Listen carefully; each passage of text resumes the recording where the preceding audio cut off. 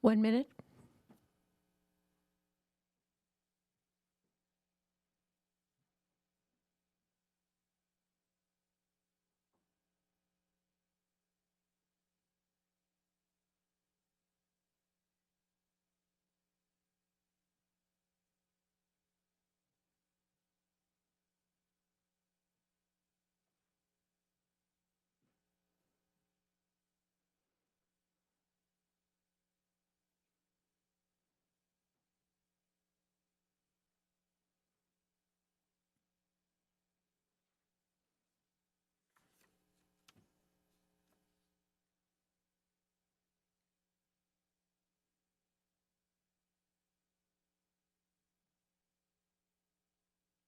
Good afternoon.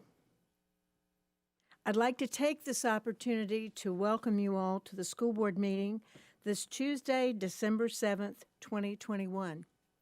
Before we get started, I'd like to take a personal moment to mention 3 situations that have happened recently and have a moment of silence. Today is the 80th anniversary of Pearl Harbor, with many people reflecting on that today and how 80 years ago that issue happened. We had 7 million soldiers in that war, and I think about 240,000 remain alive today, some of them being in Pearl Harbor just within the last week. Secondly, we have the shooting in Michigan, where 4 students' lives were lost last week, and that is a horrible situation, something that we haven't had to deal with in the last while with the pandemic. And third, and closer to home, is the death last week of our former beloved Superintendent, Wilma Hamilton. So could we please have a moment of silence, please?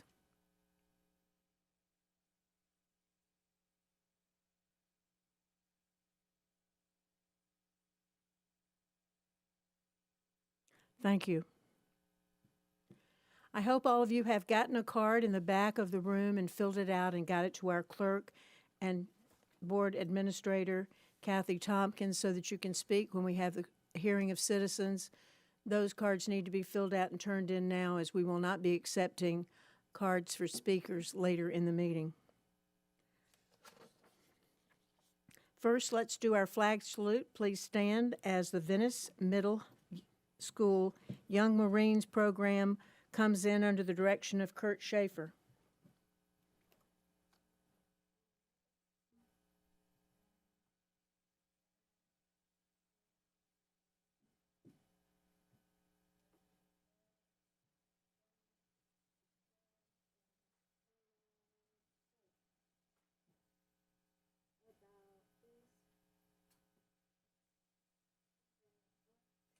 Our student representative will lead us in the Pledge of Allegiance, Valentina Santanishi. I pledge allegiance to the flag of the United States of America and to the republic for which it stands, one nation, under God, indivisible, with liberty and justice for all.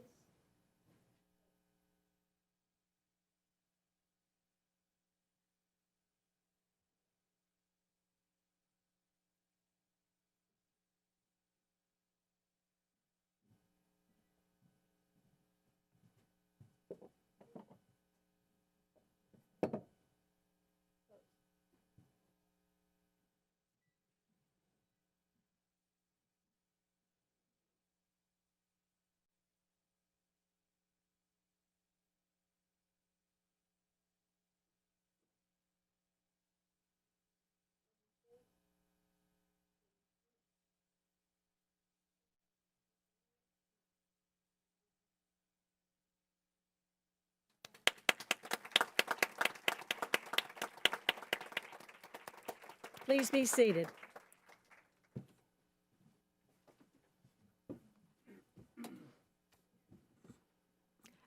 And now we're going to take our attention to a performance by one of our local chamber choirs Please welcome the Sarasota High School Chamber Choir singing the Star Spangled Banner, led by choral director Kirby Sanders. Please stand.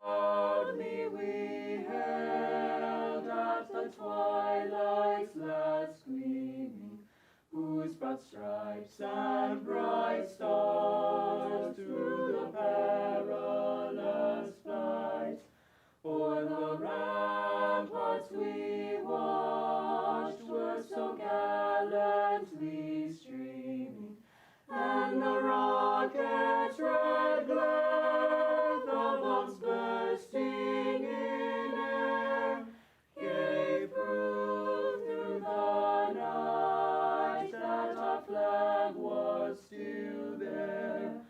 Oh, say does that star-spangled banner yet wave o'er the land of the free and the home of the brave?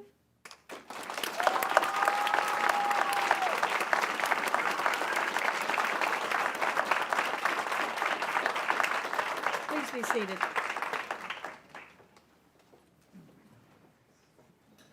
What a wonderful performance. They're great.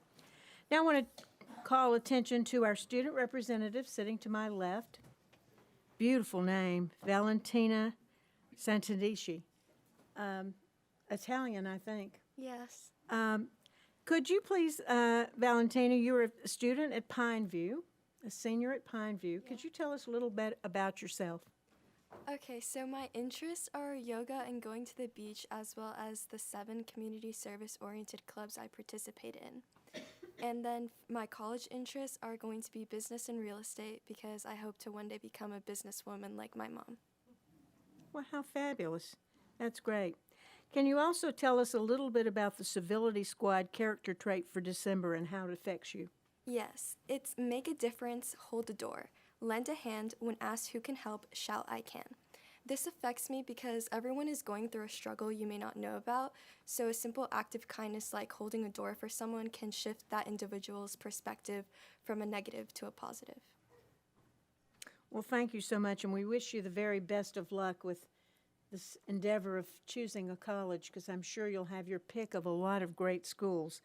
And I know that there's one in Boston on the top of your list, so fingers crossed. Thank you. But we'd like to thank you, and I did present you with a certificate of appreciation, and come back anytime. We love having you here at the school board. Thank you.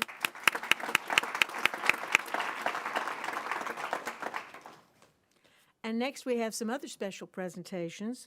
The first one today is about safety and security recognitions. Would Chief Enos please approach the podium?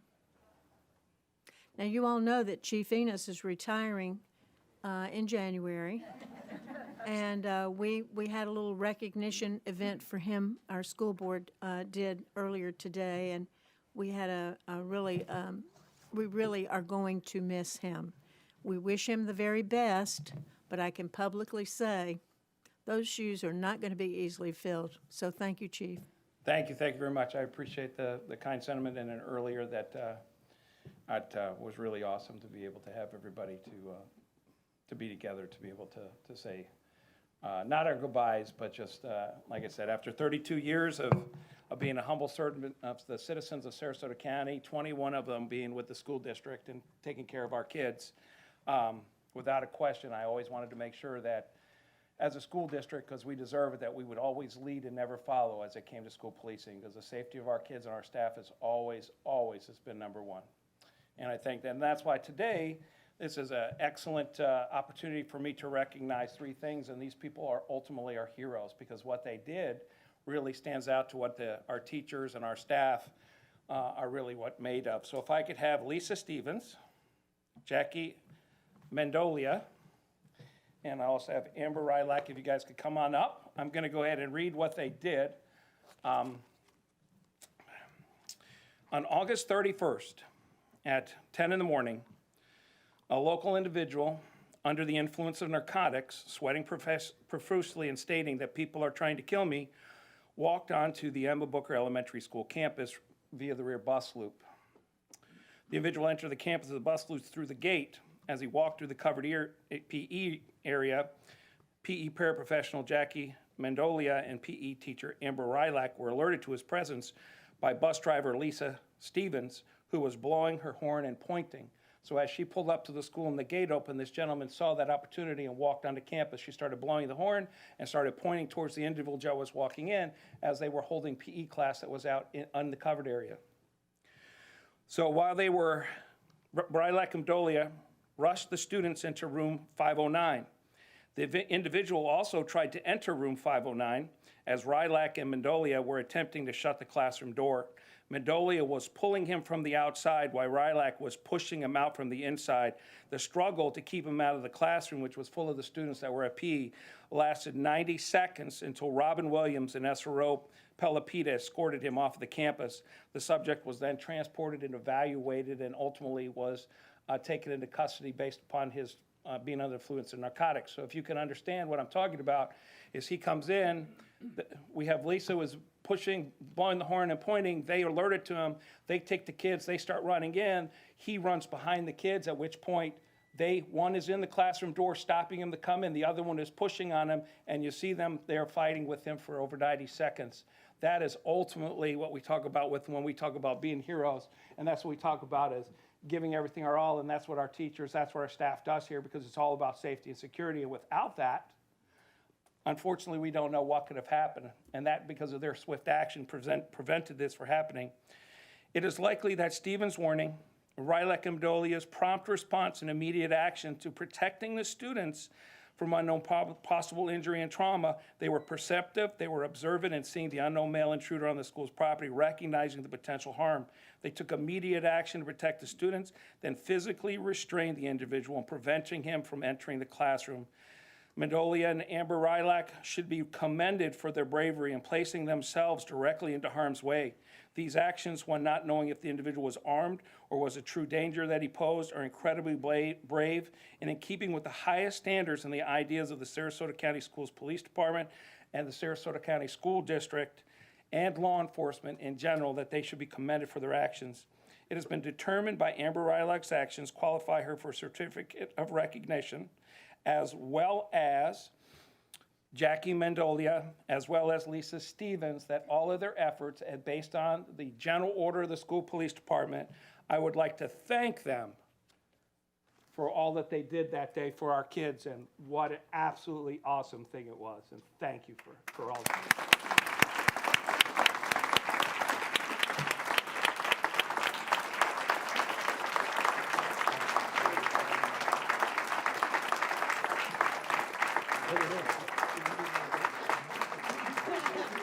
Would you guys like to say a few words? No more than 30 minutes each, please. Okay. So I am the PE teacher, and a lot of times at PE class, we talk about teams and what makes a good team. And you come together to accomplish a common goal. But on that day, we were more than a good team. We are family, and that's one of the main reasons why I love working at Emma E. Booker, is because we are family. You can't pick them. They might get on your nerves once in a while, but when you really need them, when push comes to shove, they're there for you. And I cannot thank the Emma family enough for, during the actions, there was trust there. I knew that everything was going to be okay because we had each other's backs. And not only right after the event, but even a few weeks after, the administration and other teachers just continued to reach out and make sure that we were okay, not only physically but mentally. So I'm honored to stand here today and just very grateful to be a part of such a wonderful family.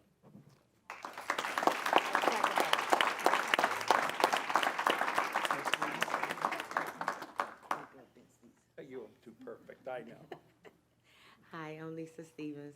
I've been driving for 23 years now, so I know them all. And all I was thinking about was those are my babies, and I didn't even have one out there at that time. But those are my babies, so I did what I had to do.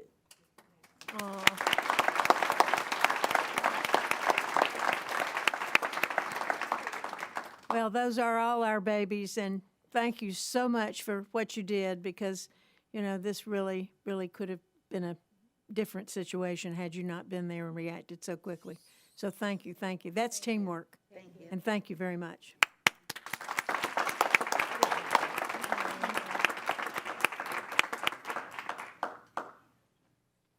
The next presentation is with the Patterson Foundation and Patriot Plaza. Would Brian Hirsch please approach the podium?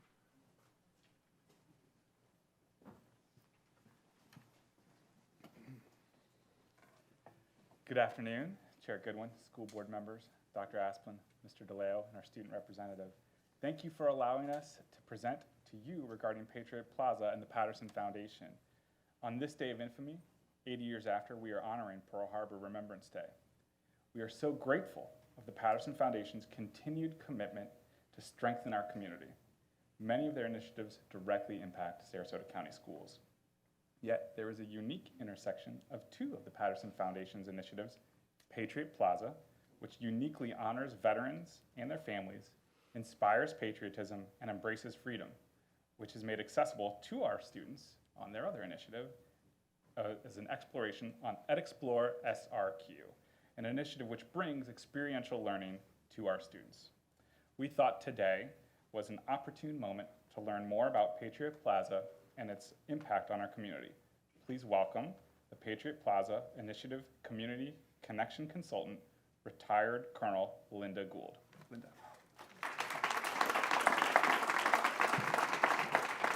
Thank you very much for having me today. Today marks the 80th anniversary of the Japanese surprise attack on Pearl Harbor.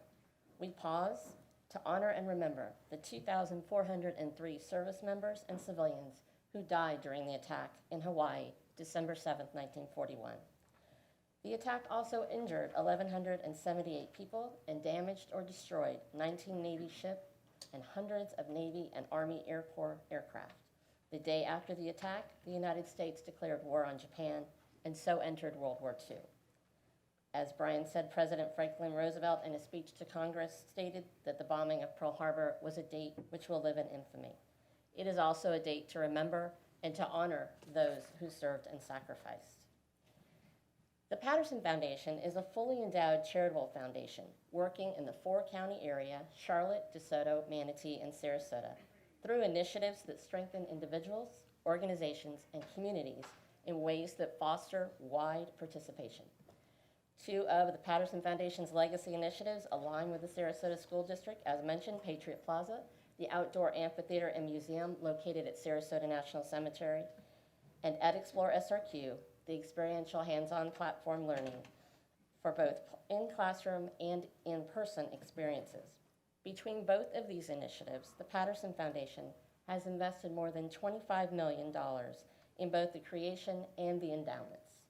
Endowments, as you know, ensure that there is a legacy to experience for years to come. Patriot Plaza is a result of the first ever partnership between a private foundation and the U.S. federal government, in this case, the Veterans Affairs, the National Cemetery Administration. It allowed a private foundation to spend their money, not one taxpayer dollar, to build an enhancement on a national cemetery, of which at this time there are over 151 in the United States. This first ever creation, construction, and donation to both our community and our nation has allowed other communities and private foundations to look at how they might be able to support veterans in their area and further do other enhancements on national cemeteries. It is a lasting tribute to honor veterans, inspire patriotism, and embrace freedom. This $12 million ceremonial amphitheater includes $2 million worth of art. It seats 2,800 people and is available for events that are free and open to the public, that honor veterans in some way, and that are in keeping with the dignity of where it is located on a national cemetery. Guided tours are available to enrich your experience of Patriot Plaza. We have a public tour every Tuesday at 10 a.m. There are private tours which you as individuals, organizations, clubs, your neighbors, your families are able to talk to the Arts and Cultural Alliance to schedule, and we have school tours, of course. What you see here for the visual, on the left are 2 different school tours, and on the right are the teacher's boot camp tour. So we have Patriot Plaza guides, and they are first Sarasota National Cemetery volunteers, and then they receive additional training, much like a docent, by the Arts and Cultural Alliance of Sarasota County.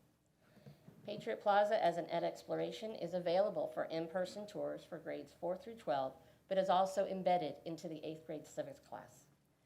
For that reason, we do the boot camp for teachers, and they get to experience the entire gamut, from arriving on a bus to going off-site for a bag lunch perhaps, but to also experience exactly what their students will, so they'll have firsthand knowledge. The Patterson Foundation continues to fund the transportation for students to visit Patriot Plaza in person. As you all know very well, during the pandemic, field trips were suspended. The Patterson Foundation quickly adapted and collaborated with the Ringling College of Art and Design to create a virtual tour. Available with the virtual tour, in order to add that enriching experience with the guides, the Patriot Plaza guides are available to have a Zoom session at the end of the tour that's virtually looked on with the classroom. They're connected from the Arts and Cultural Alliance with the classroom for a question and answer session. And one of your Pineview teachers stepped up in May and scheduled that with 2 7th grade history classes and 2 11th grade history classes. It was very engaging. It was incredibly dynamic and challenging because we were Zooming with students in the classroom. They were at home. We had dogs joining us. We had all kinds of fun, but they were really engaged, and the students really enjoyed that. And that's something that you can do on one of the private tours as well. I know that we're short for time. You each have a folder. I just wanted to point out what was in it. You have the Patriot Plaza Art Book, which gives you a great deal of information on the art and architecture at Patriot Plaza. You have a card depicting what you'll see on the website for the pattersonfoundation.org for the virtual tour with a QR code.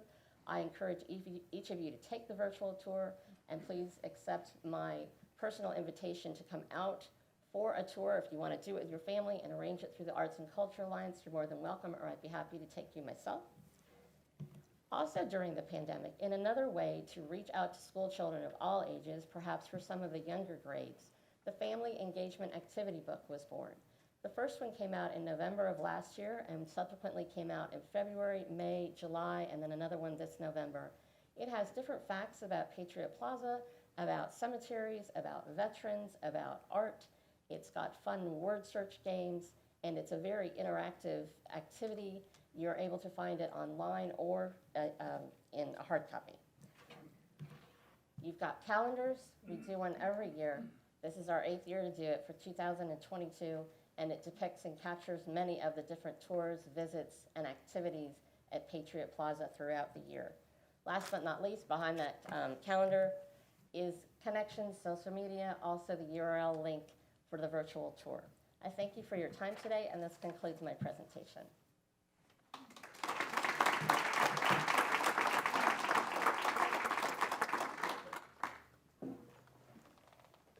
Thank you. That was wonderful. I've been out to Patriots Plaza many times, and it's a wonderful place to tour. So those of you who have not done that, that is something you really need to go out and witness. The art is amazing. The way the facility is laid out is just a beautiful thing. And next, we have another presentation by Brian Hirsch. Brian, would you come forward, please, and talk to us about our Teacher of the Year finalists? Thank you. Good afternoon again. This was my 2nd year as our district's facilitator for the Teacher of the Year selection committee and process. I can't adequately express the honor it is in helping recognize Sarasota County Schools' most dynamic educators. So come on up and we'll start lining up. Celebrating our finalists and all of the School Teachers of the Year, the Education Foundation of Sarasota County has once again produced an amazing event, Ignite Education, which is Thursday evening, where the District Teacher of the Year will be announced. In the meantime, we would love to share a video when the Teacher of the Year finalists were surprised, and following that, we are fortunate to hear from our Teacher of the Year finalists introduced by their principals. I'll then come back for a few more words about the Teacher of the Year process. Let's roll that Teacher of the Year surprise video.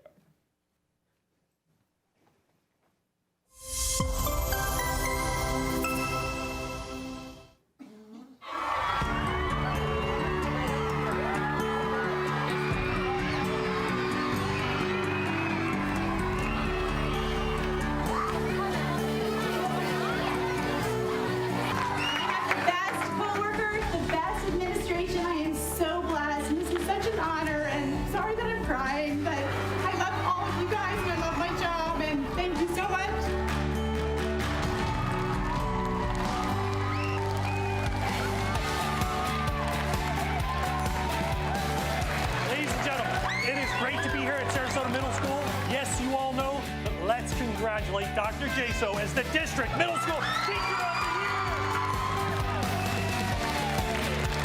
It's an honor, and I'm excited that a history teacher is in this position, and I can give voice to the content area, and I can represent my district as the Middle School Teacher of the Year, and I couldn't imagine a better day right now.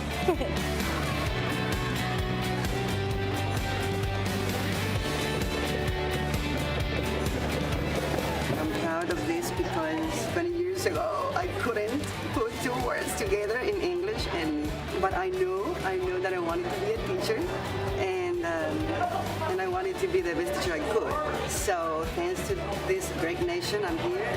So this is not me. It's all of you.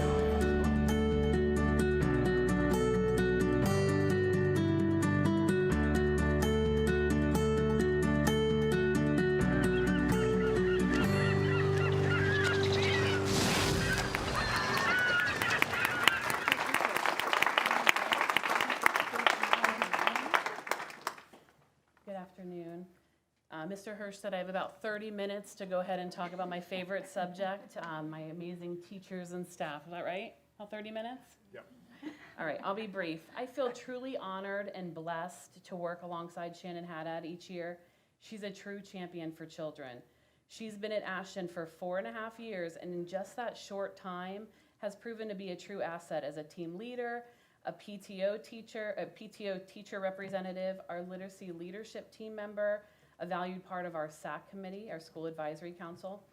As a member of our Swiss team, Mrs. Haddad's knowledge of content and pedagogy helps guide our team in problem solving and in making student-centered decisions.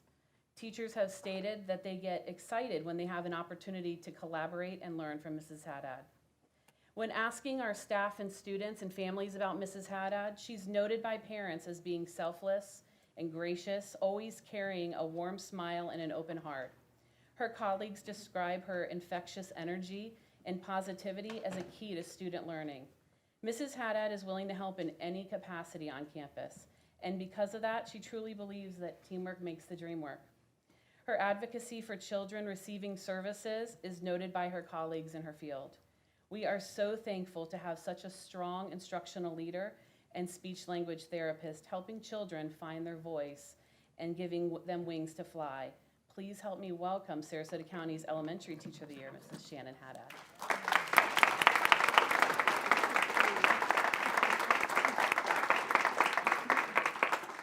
Good afternoon, school board. Good afternoon, Dr. Asplin. Good afternoon to our wonderful executive directors. As Mrs. Jarvis alluded to, I am Shannon Haddad, bursting with pride to not only represent Ashton Elementary, but to represent our elementary school teachers.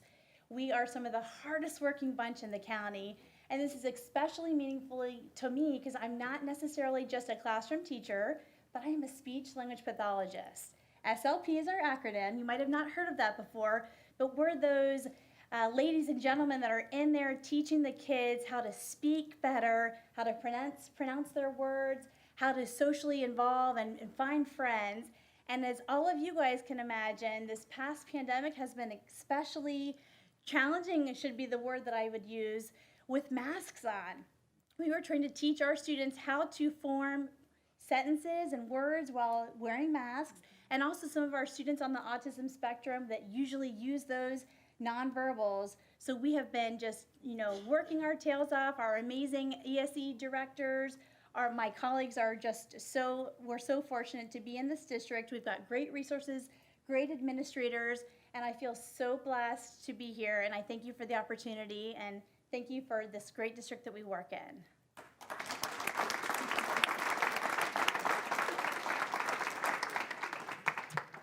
Well, good afternoon. I'm Jennifer Nzeza. I'm the proud principal at Sarasota Middle School. Thank you for allowing us to be here today and for taking the time to celebrate our Teachers of the Year. Teachers have one of the most difficult jobs in America today. To celebrate and honor their hard work and daily contributions to the lives of so many impressionable young minds is greatly appreciated. Our teachers, and especially the one you're going to meet next, are truly superstars who inspire, care for, and prepare our students to be better tomorrow than they were today. I've known your next Teacher of the Year for nearly 15 years. I've had the pleasure of witnessing her professional journey from the first day I met her in her interview for a teaching position on my team at Booker Middle School to today in her social studies classroom at Sarasota Middle School, where I am her principal and where she continues to shine and inspire. In all those years, she has remained passionate about teaching, despite all the obstacles that have been placed in front of our teachers' way. She has strengthened her connections with her students and her families, her knowledge of her discipline, and her pedagogy overall.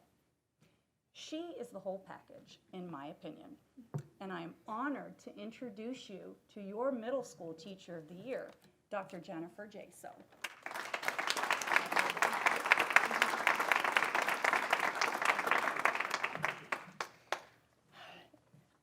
Thank you, Jen. Good afternoon, Madam Chair, Dr. Esplin, school board members. Thank you for having me here today. I am honored and humbled to be selected as Sarasota Middle School's Teacher of the Year and the district's Middle School Teacher of the Year. Whew, this is surreal still. Not only is District Middle School Teacher of the Year a tremendous honor, but I also see it as a platform for making a bigger impact beyond the walls of my classroom and the gates of Sarasota Middle School. As you know, educators have the power to create lifelong learners, instill confidence, and prepare citizens who are active participants, not just passive observers. We teach our students how to think, not what to think. We model kindness, perseverance, and a love of learning. I plan to embrace this opportunity to be an advocate for history education, historical literacy, and equal access to quality instruction and meaningful learning experiences for all students. I'm fortunate to work in a field which has such immense impact, teaching a content I love and working with the most amazing mentors, administrators, and colleagues. As Middle School Teacher of the Year, I stand here with two other amazing educators who share the same passion, commitment, and personal conviction. I am in awe of their efforts and work in their fields, and I look forward to learning more from them as we work to continue to inspire excellence in our Sarasota County schools. Thank you.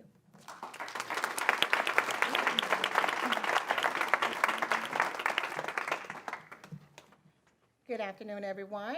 Most of you know I am Dr. Rachel Shelley, the proud principal of Booker High School. It is indeed a pleasure and an honor for me to introduce not only Booker High School, but the district's High School Teacher of the Year. Throughout the state, throughout our country, and the world, they may describe her as a highly performing Spanish University of Cambridge teacher and trainer, or they may say that she has 100% passing rate for her University of Cambridge, yes, college level courses for the last 4 years, or they may simply say that she organized and founded the World Language Conference program that has over 6 members participating in various countries, with over 100 and up to 150 that have signed up. I personally attended here. It was sanctioned at Suncoast Technical College. That's how they may describe her, but not me. For me, she is a gifted and talented teacher. For me, she is one that builds relationships with students that are indescribable. For me, she goes over and beyond for our teachers as well as our students. For me, she continues to be involved in everything at Booker High School. I'm not surprised that in the audience that we have one of her students, Giacomo, who happened to win the Hispanic Heritage Essay Contest for the state of Florida, and the first person he called was not his principal. He called Booker High School's Teacher of the Year. She is absolutely a gift, not only to our school, but our community. We were struggling with our Hispanic graduation rate. Our teacher of the year said, I have a plan. And my plan is to form a community network of parents and students. And yes, in the middle of the pandemic, she wanted me to go and do house visits. She planned for a trip to the grocery store for me and my colleagues so we can truly understand the experience of our students. That is Booker High School's Teacher of the Year. That is the high school Teacher of the Year. So please join me in welcoming someone that came to this country, and could only speak 2 words. And now she has accomplished everything I mentioned. The students love her, but I think I love her best. Her name is Lori Urquiza. Lori.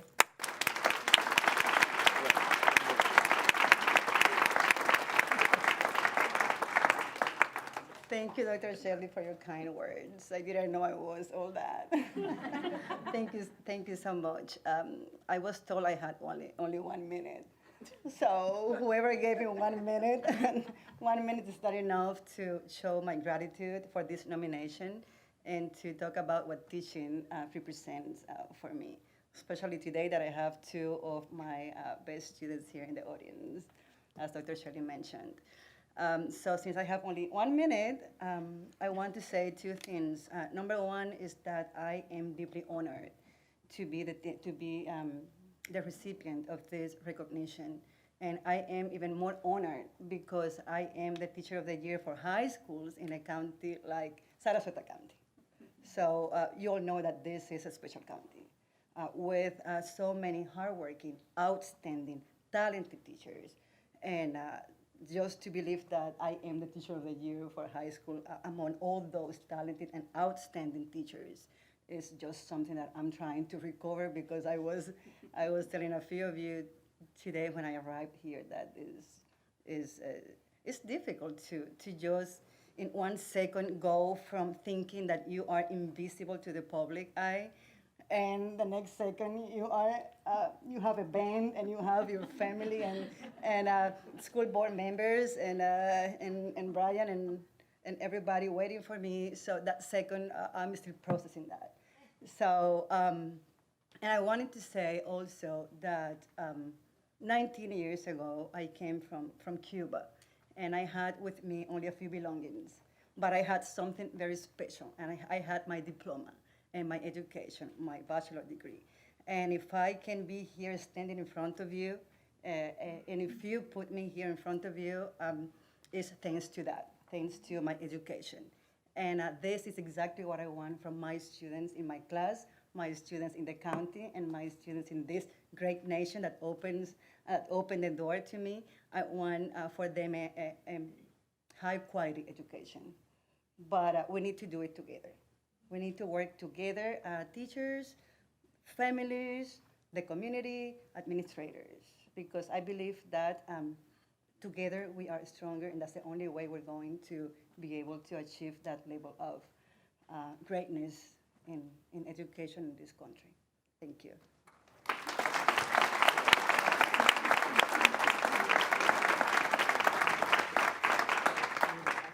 Well, congratulations to our Teacher of the Year finalists, and thank you for all that you do for our students every day.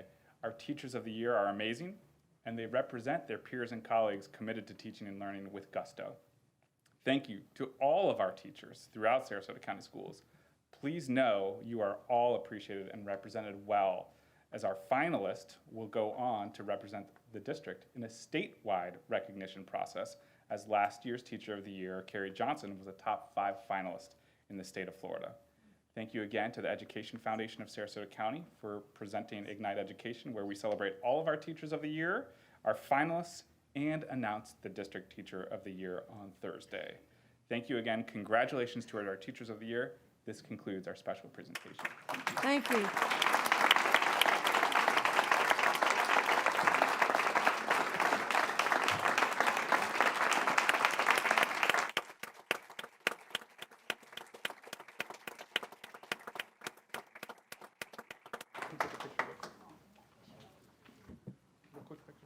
Wonderful. And Thursday is only in 2 days, correct? Yep. So good luck to all of you.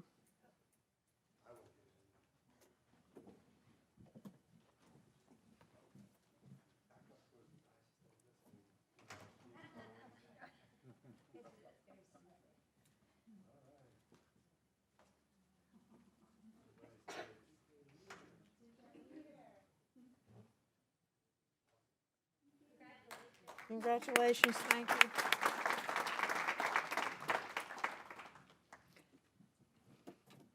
And next up, we have the superintendent's report. Dr. Asplin? Yes, ma'am. Thank you very much, Madam Chair. And again, congratulations to our Teacher of the Year finalists. Fantastic job. And you know, we have amazing teachers throughout our district. And there's another teacher, staff member named Lisa Fisher, who I met the other day at one of our schools. And she really runs our reading recovery programs. And I was there to witness her and some of her colleagues, other teachers, as they were working with a few students in reading recovery. It was pretty amazing. But I wanted to recognize Lisa Fisher because she was recently published in the Fall 2021 Journal of Reading Recovery. She created an article with Dr. Leah McGee, and the article is called "The Journey to Integrated Implementation: Sarasota Reading Recovery Literacy Lessons Site." And it is a great read, and it paints an in-depth picture of the transformative power that this program has had in our district. And I was able to witness that a couple of weeks ago. It is truly amazing, and it really has helped our students learn to read by third grade, and she does such a fantastic job. But I wanted to just recognize Lisa Fisher and Dr. Lee McGee for writing this article and having it published. So congratulations to them. Also, International Volunteer Day was recently celebrated on December the 5th, and I just wanted to say thank you to all of our fine volunteers. You know, I think we have 10,000 that are in the hopper, and probably 5,000 who are out there working with our students and in our schools throughout our district. And I just really am thankful for their time and efforts as they help our students and our teachers each and every day. So thank you to our volunteers. I was over at Venice High School the other night, Friday night, and watched the Madrigal performance. I don't know if anyone's ever seen that before, but that was pretty amazing. The students did a terrific job. Also, at the same time, right outside, Venice football team was winning the game that would now lead them to the state championship. So they're going to be in the state championship on the 18th. Also, just wanted to bring to mind everyone on our webpage, we do have the December Winter Arts Calendar, and it's very full, and it does show what's going on in every school as far as events are concerned during the month of December. So I would encourage you to take a look at that on our website. And then also I wanted to just say thank you to all of our faculties, our staffs, our food service folks, transportation, our police officers, all of our employees in our school district, our students, our parents, our business partners, our foundation partners. Thank you so much for a terrific semester. I know that you've really helped our students learn this semester, even though we did have that virus at the beginning of the year that we worked through. I know that was very difficult, but everybody hung in there, worked hard, and you're helping our students to be successful. So I just want to say thank you for a great first semester. And as the semester ends, Merry Christmas, Happy Holidays, and Happy New Year to everybody. So thank you very much. Thank you.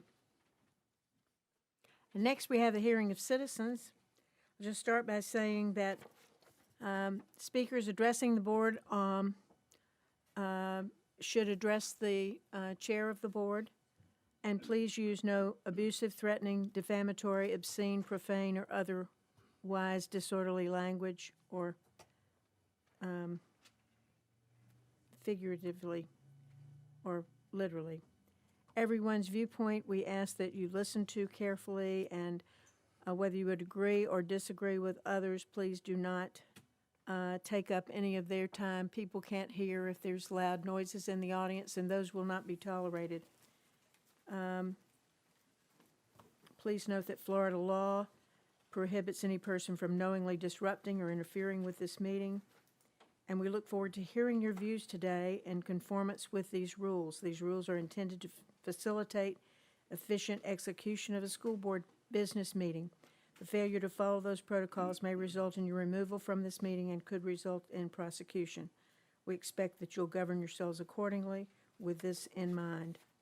Today, we're going to have our Vice Chair, Mr. Edwards, will read out the names, and he'll call up the first 4 members, the first person to be at the podium and the other 3 to be in line next to that so that we can go quickly. When the signal rings for 3 minutes is up, as the gold light stops, please stop your conversation, middle sentence or wherever, and move out. You can come back in and have a seat if you'd like, or you can leave.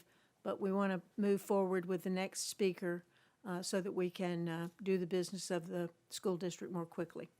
So I'll refer to Mr. Edwards. Thank you, Madam Chair. So the first 4 speakers, Martin Hyde, Aaron Miner, Kathy Shearston, Natasha Larson.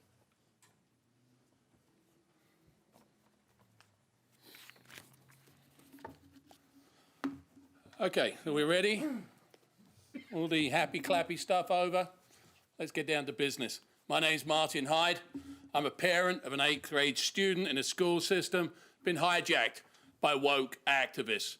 Buried deep in today's agenda are affirmations and revisions of current school board policies, which prove my point. Item 2, by way of example on the policy, says, and I quote, under the heading of sharing power, families and schools are equal partners in discussions that affect children and families. Equal? Does that mean the school system will provide accommodation, food, clothing, comfort, not only when he's in the school system, but seeing as the consequences are lifelong for the rest of his life?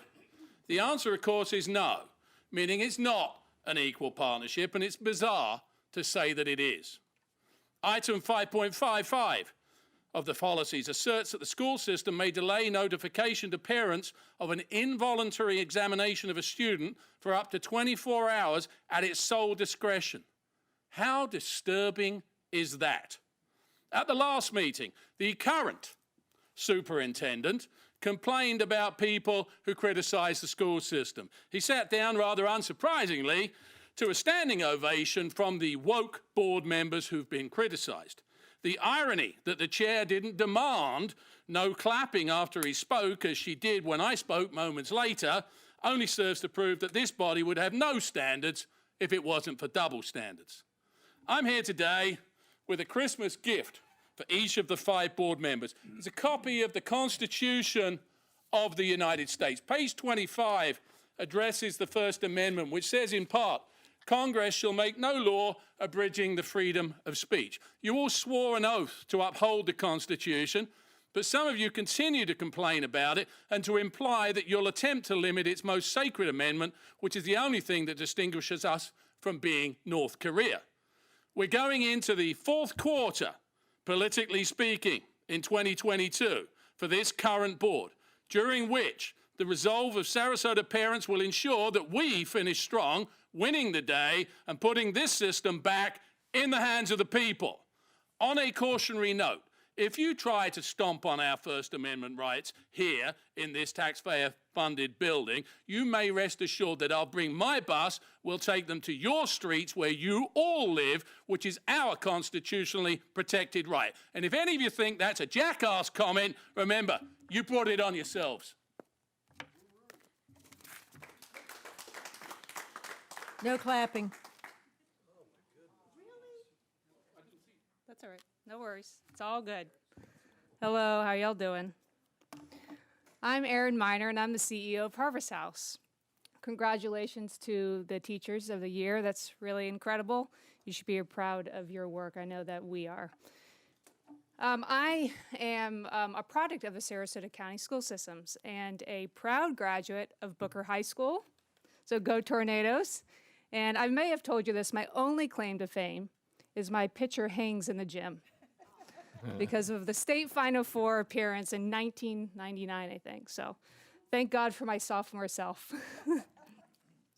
But I have so many memories at Booker High School and in that gym, and I'm so grateful for the teachers and coaches who shaped me in my high school years. Harvest House has the privilege of serving families, youth, and single adults in supportive housing and community-based case management. This year alone, we are served over 800 adults and 200 children. These children that we serve not only depend on Harvest House to provide an environment where they can thrive, but they also depend on every teacher, administrator, faculty member, coach, and this board to do the same. We often receive calls from someone within the school system with a family or a youth in crisis. I am grateful that this beautiful partnership exists. Your faculty members care enough to stay after hours, to go the extra mile, to make that call to ensure that the students that are entrusted in their care have a safe place to sleep or food to eat. They do so much more than teach, as you know, which in itself is an awesome responsibility. Our teachers are heroes inside and outside of the classroom. They care about the whole person. I still remember critical moments in high school when a faculty member pointed me in the right direction, and they may never know the extra time made a difference in my life. Thank you to all faculty members for your willingness to carry such responsibility with tender care, humility, and most of all, love. We see you and we appreciate you. Thank you. John Annis and Lisa Bechtold. Good afternoon. My name is Kathy Shurston. I'm a member of UNIO's Now Board, former teacher, and past chairman of the board of the Sarasota Education Foundation. I also co-founded Academic Olympics, which is still for many years now in process within the high schools. So I've been in your schools. I know what the students are going through, and I know what the teachers are going through. It's not easy, so I'm kind of here in the Christmas spirit to thank you for what you do and to praise our teachers for the way they handle the students who are sometimes difficult, who are sometimes confused, who have had a hard time with the pandemic and getting back into the idea of classroom studies once more. But this is a big county, and it's a difficult one. You all ran hard campaigns to win. You won, and you vowed to help our community and our schools, and we greatly appreciate that. I just want you to know that there's a lot of people in the community who feel like I do. Thank you.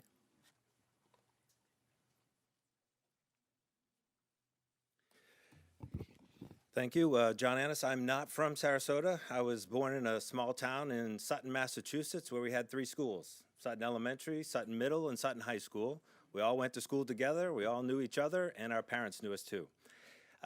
I joined the Marine Corps in 1978 when I graduated from high school and met my lovely wife, who actually is from Sarasota, and went to McIntosh and went to Gosho and went to Sarasota High School, and we retired here in 2002. I'm glad that the chair pointed out in 2002, do we know who the superintendent was? Wilma Hamilton. Wilma once said, "I came into education to be one of the architects, not to be part of the demolition team." I feel like the demolition team is growing. I think we have to put them back in their place. As you walk into the school board room every meeting, at the top it says, "We're working as one for the success of all." And I think our teachers and our district staff demonstrate that every single day. I've had the opportunity to work with many of the people back here and others for over a decade. I could not be more impressed with what they do every single day. And I haven't been coming to meetings, I've been watching the meetings, and to see them to be attacked every meeting and to questioned is just really discouraging. So I hope we can get back to being the architects of our education and doing the great things I know our district can do. Thank you.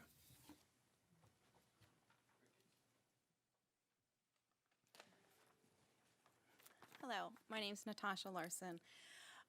First, I want to acknowledge Mr. Hyde. He did apologize when he ran into Miss Minor when he was walking away. That may not have been heard, but based on the reaction, most people didn't acknowledge that he apologized. Secondly, I want to thank teachers, such as our Teachers of the Year, for pouring love and virtue into our kids every day. It's not easy. But I was hired by Sarasota County School Board on August 16th, 2021. During the application process, I was completely transparent and disclosed an issue that led to an arrest 10 years ago. The district had no concern with that issue at that time. My husband and I have 2 daughters who attend Brookside Middle School.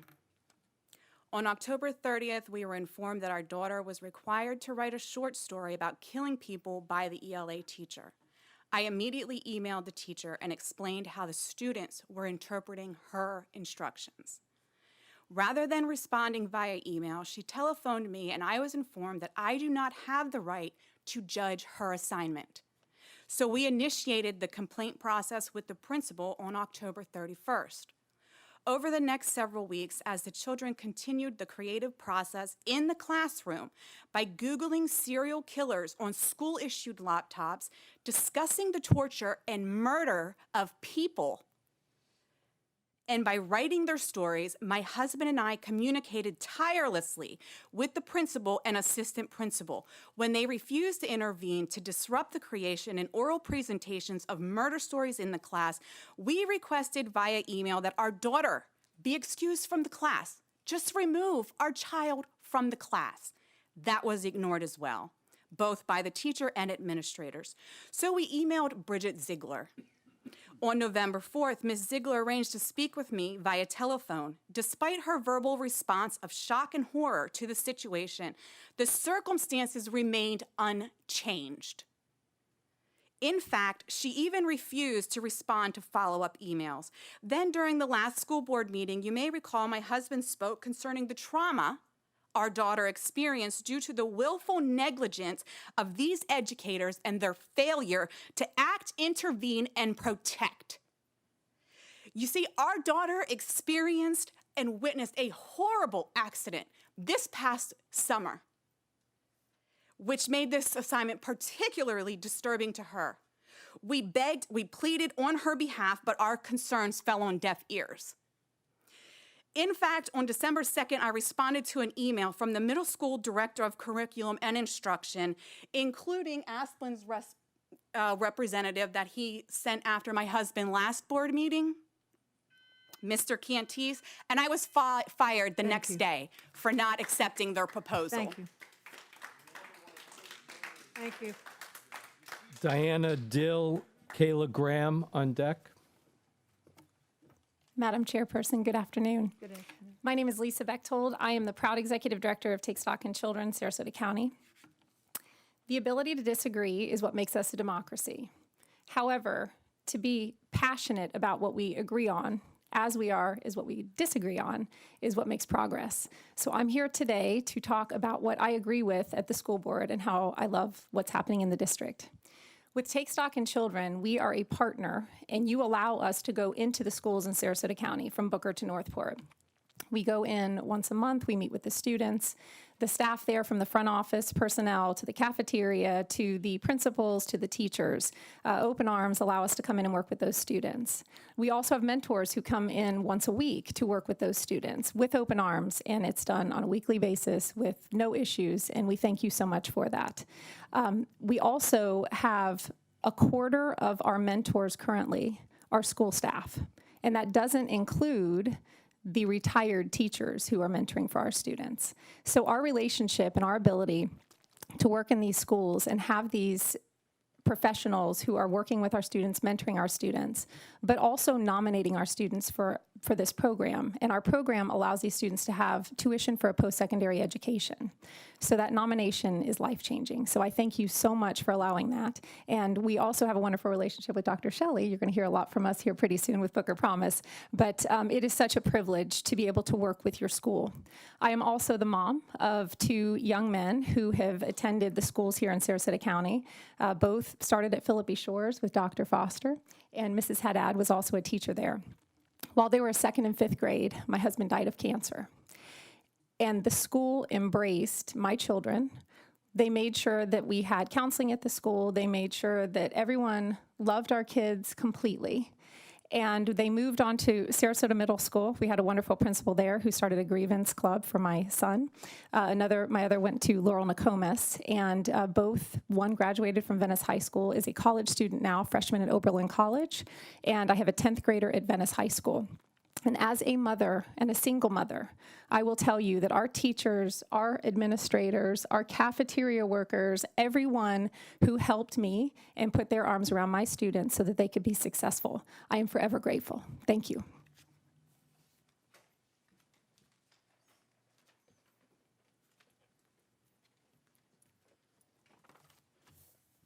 Good afternoon, Madam Chair, members of the board, Dr. Asplin, ladies and gentlemen. I am Diana Dill with Take Stock in Children, and I'm here to share the gratitude of for the academic success of our college students that have gone through the program of Take Stock in Children. Recently, we had a Northport High School alum contact us to let us know that Bryce Muniz was inducted to the University of the Central Florida Honor Society. She is a proud first-generation college student studying psychology. We recently received the photos, the celebration, along with the heartfelt appreciation of the mother, stating that Bryce simply would not be where she is today if it wasn't for the Take Stock in Children opportunity. The Take Stock in Children's success is because of our partnership. It is with the school district, it is the amazing teachers that we hear about today and every day in our school district, and the administration that truly makes a difference to the children and families of Sarasota County. And together, we have provided scholarships, mentors, and hope for over 532 students that have already graduated and over 200 students still currently in the school district. So on behalf of all of the children we serve, their families, and the wonderful mentor volunteers, I just want to say thank you.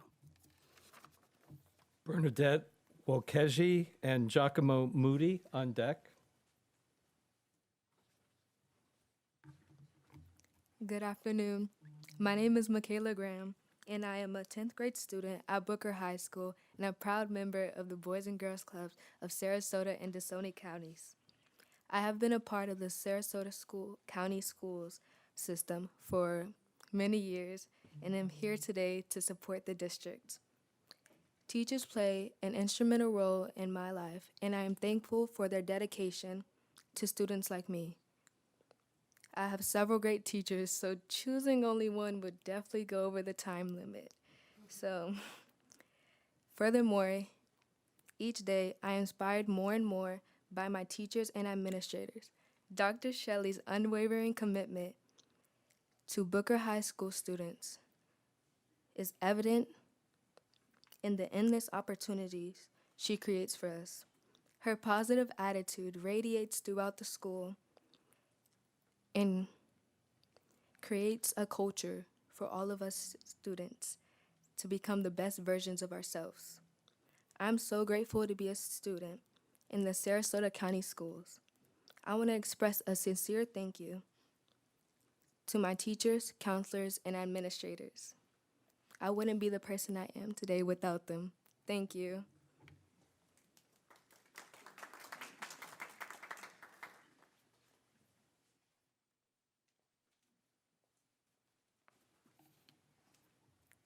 Hello, my name is Bernadette Wokeji. I am a member of the Boys and Girls Club of Sarasota and DeSoto counties, and am an international baccalaureate student at Riverview High School. I am here today to express my support of our schools because of the tremendous positive influence they have had on my learning experience. The connections I've been able to form with the teachers and guidance counselors at my school have allowed me to discover opportunities that extend beyond the classroom, like providing a safe space where I can be when things become overwhelming. Moreover, the clubs that are held at my school allow me to participate in things I would have otherwise never considered. For instance, I did not think I would have joined band in high school, but I now found myself elevated to the position of lieutenant in color guard. This is one example out of the many where the programs offered at my school have allowed me to realize hidden talents and interests of myself. In addition, my teachers have pushed me and challenged me to intellectually grow. They have encouraged me to study hard, to ask questions, and to think about building the future I want for myself. Most importantly, they have given me the tools, the connections, and the opportunity to find success. Next May, I will graduate from Riverview High School and begin my freshman year of college, and I will walk across the stage knowing that my teachers, together with my community leaders, have prepared me for the next steps in my journey. Thank you. Quinn O'Connor, Connor Murphy on deck.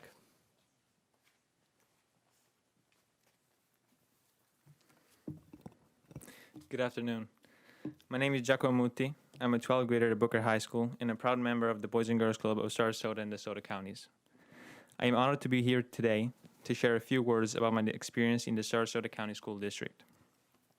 I moved to the United States from Italy during my freshman year of high school in 2018, holding very little knowledge of the English language and culture.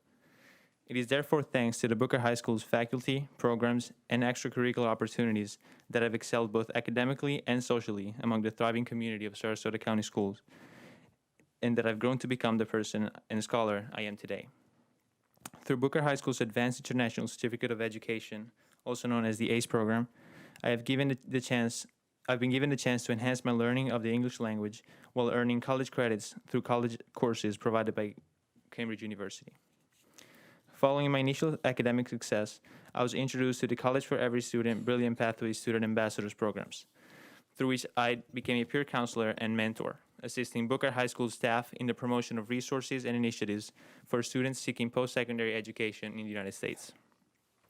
Under the guidance of Mr. Lam Andrews, the Booker High School's college and career advisor, I was introduced to the various aspects of the American collegiate system and the inner workings of our community, as well as participated in community-funded programs such as the Newtown Rowing Initiatives, where I had the pleasure of working alongside Mr. Tom Edwards. Because of the support of my teachers and the opportunities Booker High Schools provided me, I was recognized for my academic excellence and earned the honor of being the 2021 Hispanic Heritage Month essay winner and one of the Anne Frank Humanitarian Award recipients. These recognitions will be of immense help as I continue to apply to colleges. Booker High Schools continues to impact the lives of many young students by connecting them to opportunities such as internships and scholarships, open to students from all backgrounds and interests. I know I am a better student and a better leader because of their investments in my growth and that of many future leaders of our society. Thank you for allowing me the time to express my gratitude to them today.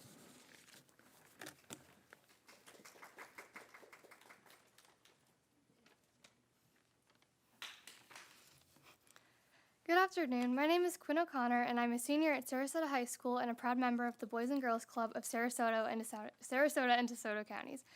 As some of you may know, I was here a couple of weeks ago as our student representative for Sarasota, and I am happy to be back and highlight the Sailors once again. I am a student in both the ACE and MAST programs, and today I wanted to voice my appreciation of the faculty and administration at my school. I'm not a native Sarasotan, but I can say that since the beginning of my freshman year, I have been welcomed with open arms as I moved into the community. These past few years have been rough for all of us, but I am both proud and impressed with the determination and integrity maintained by our educators amongst all of the adversity. It is people like our principal, Mr. Jones, that make Sarasota County schools so great. Mr. Jones makes an effort to engage with the students personally, whether it was through the Senior Magic Show or attendance to all of our extracurricular events. I feel that his dedication within these two aspects is an indicator of the commitment that our administration holds. I know I cannot speak for everyone. I would be up here for much longer than 3 minutes if I attempted to highlight each of my incredible teachers, but I wanted to shed some light to the passion and accomplishments of our Sarasota County School staff and educators. Thank you. Marjorie Howell, Melissa Radovich on deck.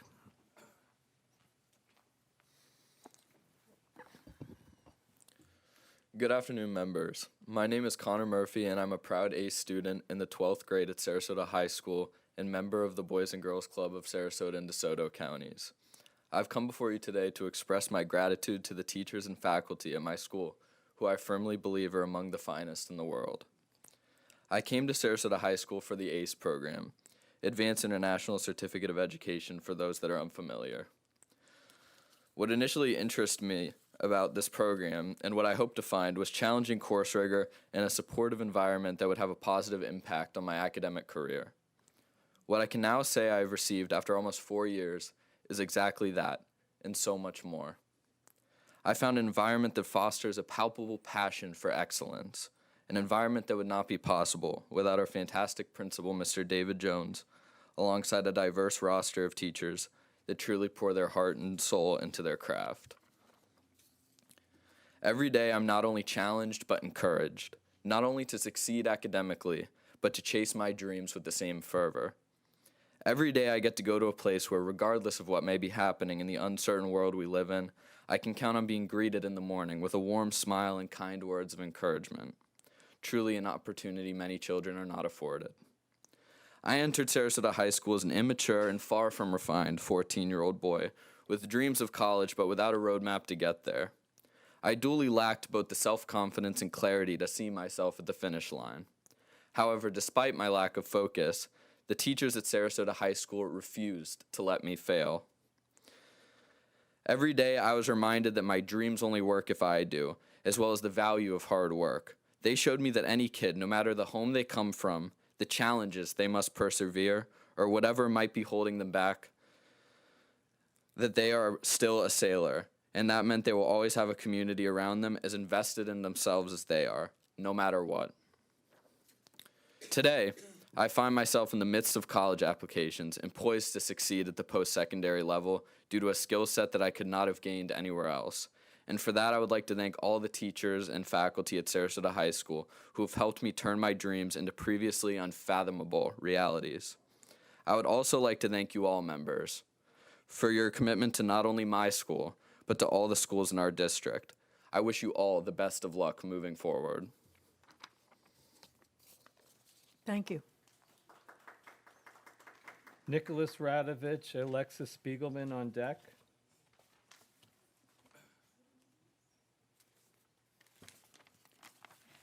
Good afternoon, Madam Chair, Dr. Asplin, and members of the board. My name is Marjorie Howell, and I've been an educator, and still am, for over 30 years, most of it being with middle and high school students. And in retirement, you know, I think teaching is in our blood. I couldn't stop. So now, instead of teaching kids, I'm teaching the parents of those kids. And I'm with Unidos now. And because I realize that education is a partnership between parents, students, and schools.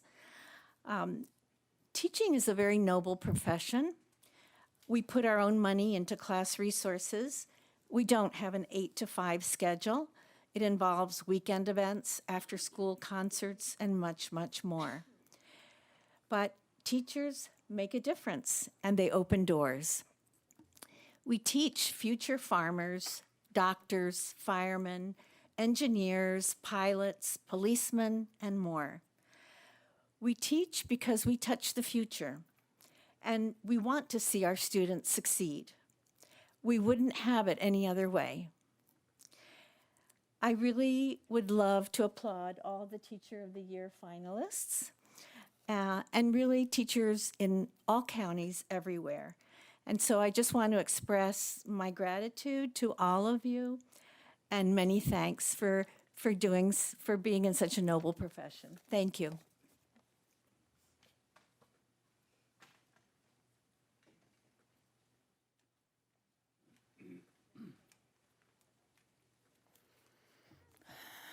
Good evening.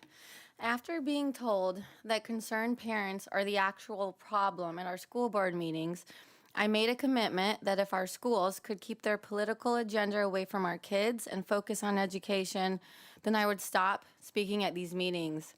But here I am. I received an email from Ashton Elementary promoting a school fundraiser. The link provided by the principal took you to the business Kind Cotton. They promote that they are a BLM Minnesota partner. Their website discusses white supremacy, and their shirts say, "Teach Children Social Justice."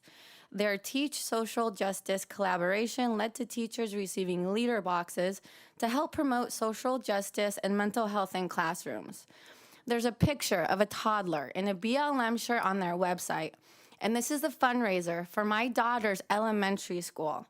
My daughter doesn't see people by the color of the skin, and I don't need her to start doing that. And our family believes that every life matters. This company partnered with the Multicultural Classroom to offer the Vote collection. in hopes of getting everyone to the polls. $5 off t-shirt sales were donated to the Michelle Obama nonprofit When We All Vote.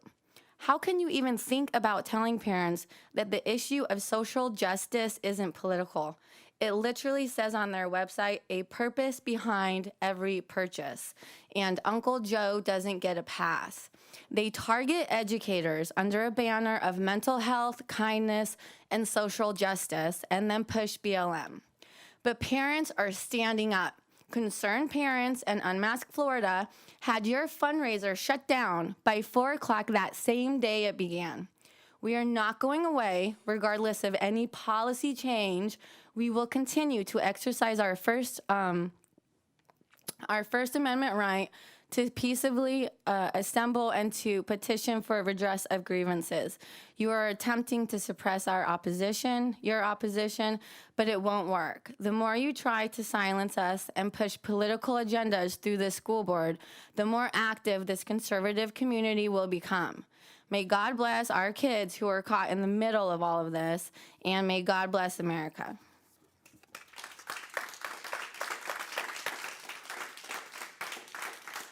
Max Schoenfeld, John Wilson on deck.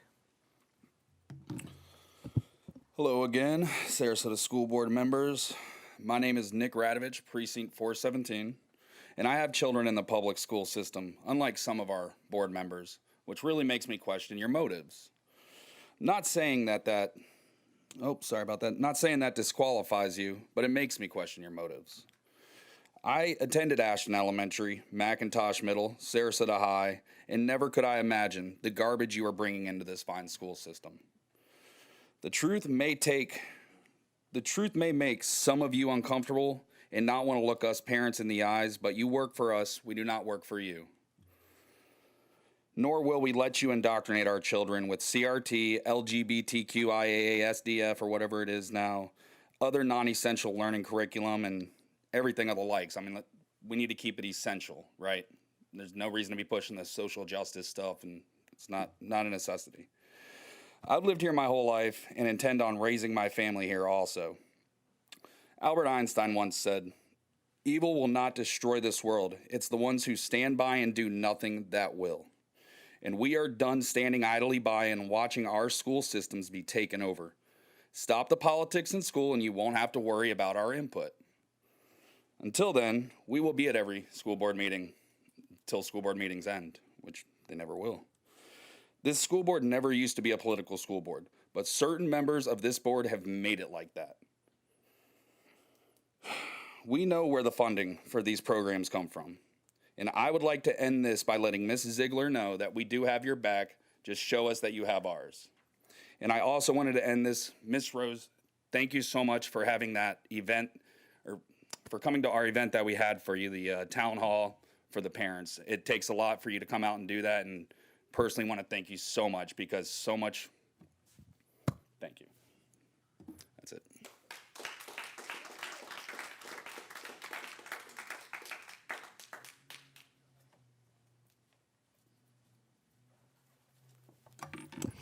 Good afternoon. My name is Alexis Spiegelman. I am the chapter chair of Moms for Liberty, Sarasota.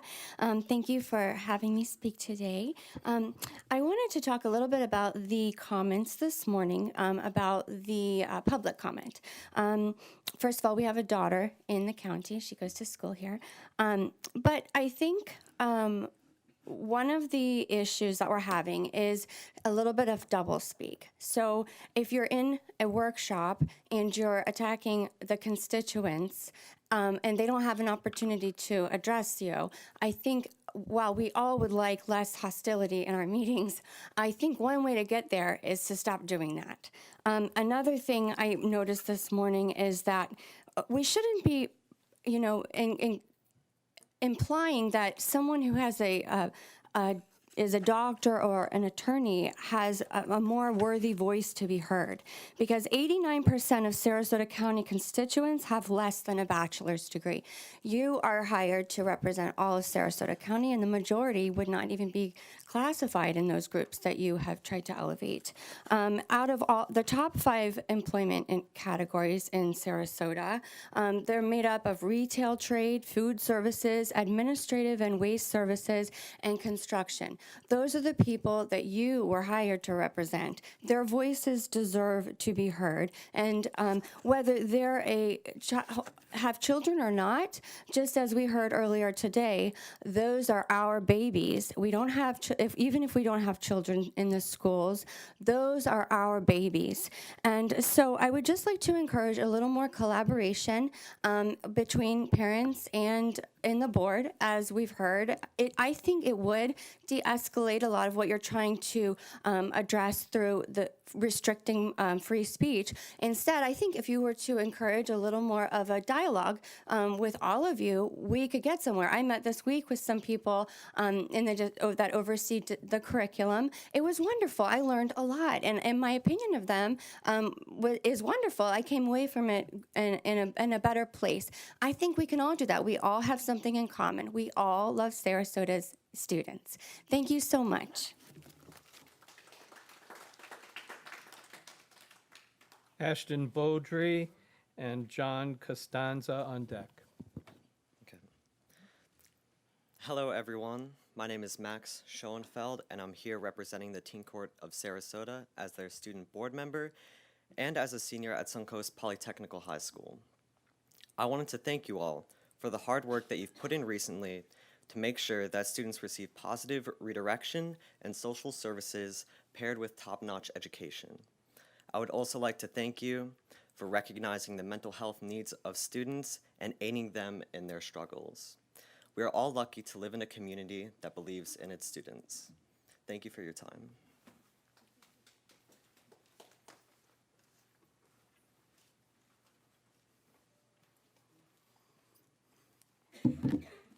I love that all these kids came today. You know, they're all in all these programs and everything else. Let's talk about the kids that aren't in the programs. We don't talk about those kids. And Tom, I watched the workshop. That's why I'm here. I wasn't going to come today. But you have a habit of attacking Mrs. Rose. So let me give you my point of view. My point of view is you've been here a year. You accomplished 3 things you accomplished. You voted for gastric surgery for the employees. You voted to limit my time. And what else I have on here? Oh, and remove pay for unvaccinated teachers. Great job, bro. Great job. Now, I watched the clip of Jane and the principal, Dr. Rachel Shelley, from that little clip of their little COVID everybody left behind, where it says, let's see, where did it say right here? When it comes to education, Black lives don't matter. Let's move forward on that. So, at Booker High School, 50% of the 9th graders fail the ELA, okay? Do you know that 26% of the high school population at Booker High is African American? So let's figure out the math on that. Is that what it is? Is this all about race? Because you know what? This county is making everything about race.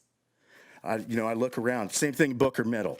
54% of the kids don't pass the ELA, but 28% of the kids are African American. This county has a habit of playing the race card, and I'm over it. It's disgusting. Tired of looking at it. It's BLM. There's BLM on the equity committee. So I was looking at the thing. BLM put out a statement that let's go ahead and boycott white businesses for the month of December. Racist. I find that racist. Okay? So I don't appreciate any of this that's going on. None. Zero. And for anybody to say anything else, like Tom, you have the nerve to bash Karen Rose, man, you better reel it in a little bit, okay? We're gonna go on back down to here. Let's see what else we got. Oh yeah, the equity committee. BLM members on the equity committee that support not protesting white businesses. There is no color, okay? Because all of the kids, all of the Title I schools, those are the kids left behind. African American is just a small portion of it. I love that these kids came here. That's great. You are forgetting all of the rest of the kids in the district. The ones that don't come here and say they're part of ACE or anything else. And as far as I'm concerned, yeah, that's good. That's good. You could shut it off. Who's all the principals here? Because you know what? Thank you, John. You're not going to say it. You're not. You've been warned, John. Please remove him from the podium, please. This is my time and I paid for it. The way you treated the people last time at the last meeting is disgusting.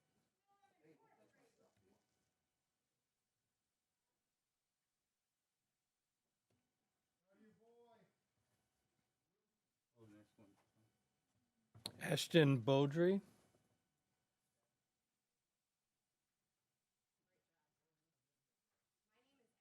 Audrey. I am a wife and a mother of 3 sons.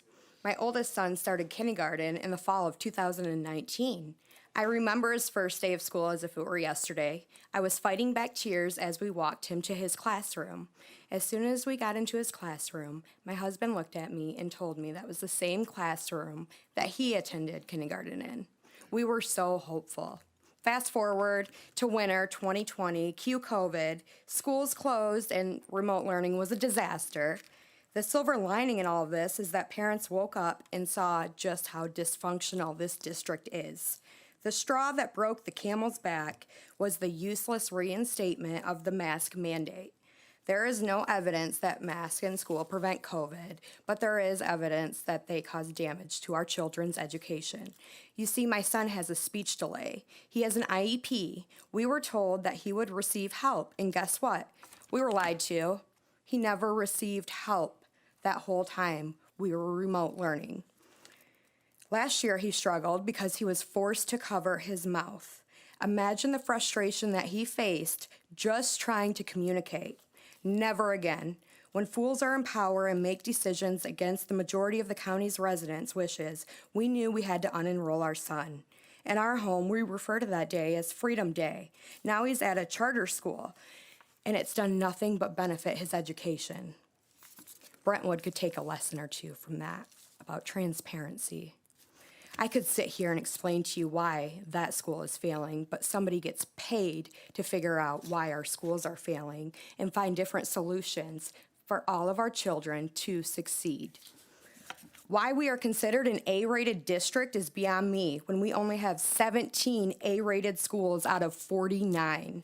3 members of this board are more concerned with social justice programs than our children's academics. The mandate was meant to divide us and keep us angry and focus on that, in turn taking the attention off all these lovely nonprofits that you guys have involved in our schools. Like the BLM, I mean Equity Committee. Parents, wake up and realize that the narrative our kids are fed every single day when they attend a public school in this county. One last thing, why are we back to limiting our speech at meetings? I can get on TikTok and make a video for 3 minutes, and that's coming from the communist country of China. Why are you 3 involving politics on the school board, or should I say 4, Dan? In case anyone hasn't noticed, Dan is somehow our 6th acting board member. And Jane, can you tell us what the Center for Quality and Innovation, Inc. is? It's based out of Michigan. If anyone has any information, contact unmaskflorida.com.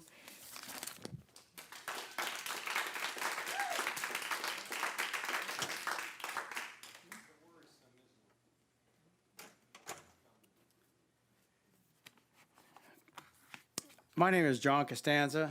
I'm here as a father, grandfather, business professional, and an author. Most importantly, I'm here as an American citizen. Professionally, I've taught 51 countries. My book, The Quantum Leap, has been translated to 7 languages. It's used as a textbook in a lot of universities. I've been nominated for the Nobel Prize in Economics and awarded the Education Person of the Year by the Odyssey of the Mind. That's the global education organization. In support of the kids, that I accept that award for. I'm here to talk about our freedom and our future, which I am deeply concerned about. I hope that this service will act as a wake-up call for other Americans to come forward. School boards, and particularly this school board, is putting our kids' education and the future of our country as a secondary priority behind their political objectives. I've now seen firsthand examples of damage caused by their political decisions to force mask mandates.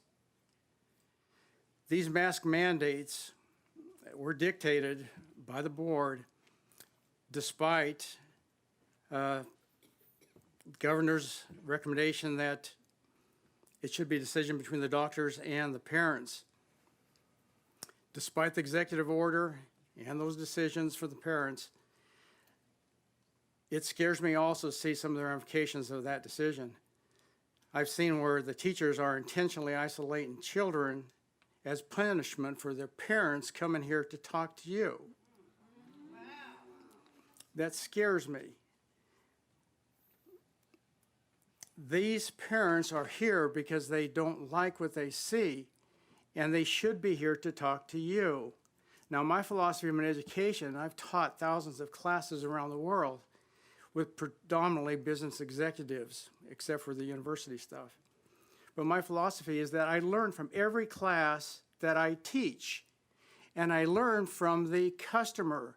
The parents are your customers. You learn from them. You don't have to agree with, but they are making a point, and if it's important to them to be here, you should want to listen to them. Our First Amendment rights and our political guarantees for freedom are at risk. Americans, wake up. It is time to get involved. Thank you. Please maintain control and do not clap and yell. And don't look at me like that. I've been lenient with you to allow you to clap.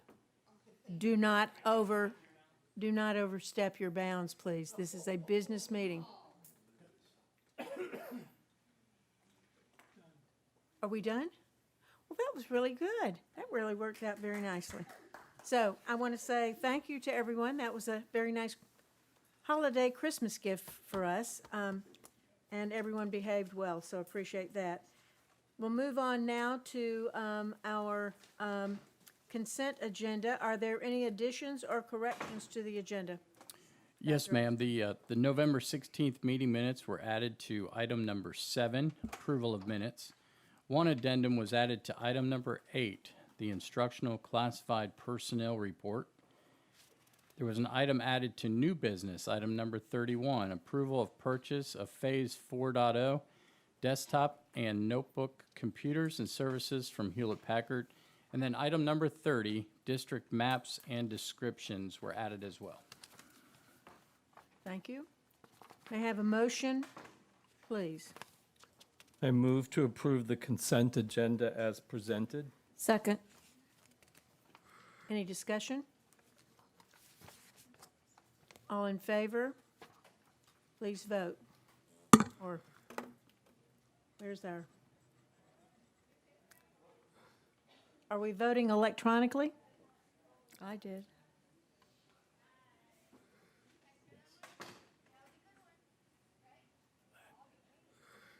Mine's not coming up. Not coming up.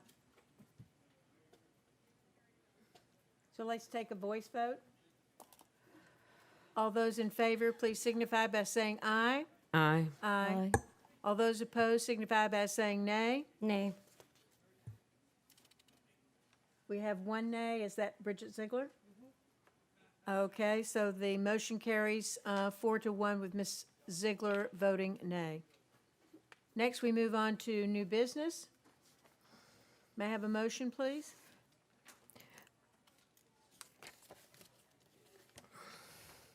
Move to advertise policy 2.73, the educational equity policy, that be approved as presented. Second. Any discussion? Dr. Asplin, anyone that is going to explain anything, or are we just going to move forward with this? We've certainly talked it enough. Yeah, I thought we would move forward with this. We talked about this the last workshop. Bridget, I see your name. I apologize. Did you want to speak on the last item or on this? Not this one. Okay. So I wanted to first thank Dr. Moore and, again, the committee on the work that they've done. I had a very long meeting with Dr. Moore and Dr. Asplin to try to shed some light about some of the concerns I know that I've had. I certainly to speak for at least some of the other members of the community that I have spoken with. And what I thought was really interesting is I think I've spent a lot of time educating myself about some of the concerns because I wasn't aware of them.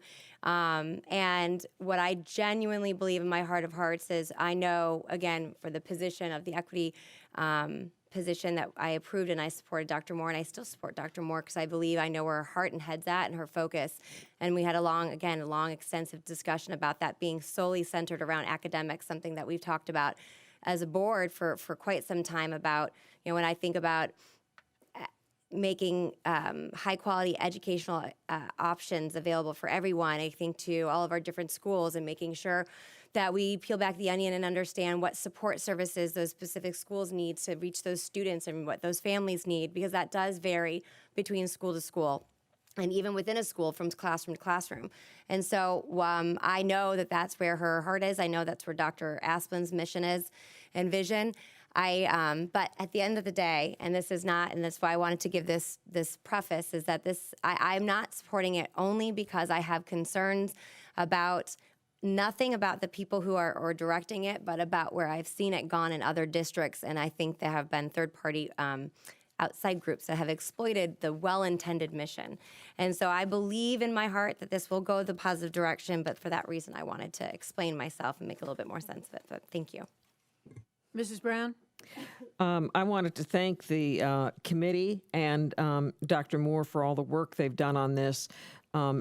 Education equity is to make sure that all of our children get what it is they need, whether they are rich or poor, have disabilities, whether they're white, Hispanic, black, it doesn't matter. We want to make sure that all of our children have what they need, and we're looking at multi-tiered services for them, and it's about providing the educational needs for all of our children, regardless of what color they are. The state requires us to put little things in groups and report to them, but to us, it's just making sure that as I believe it was President Bush, no child left behind. We want to make sure that we educate every child to their ability in this district. And thank you for putting that together. Mrs. Rose? Thank you, Madam Chair. I will be supporting the policy. I think that the work that has gone into it and the words behind it are positively impactful when we allow them to be. And I hope that as a community that we do that. The most important piece for me is the work, and I've shared this with Dr. Asplin, that comes after this.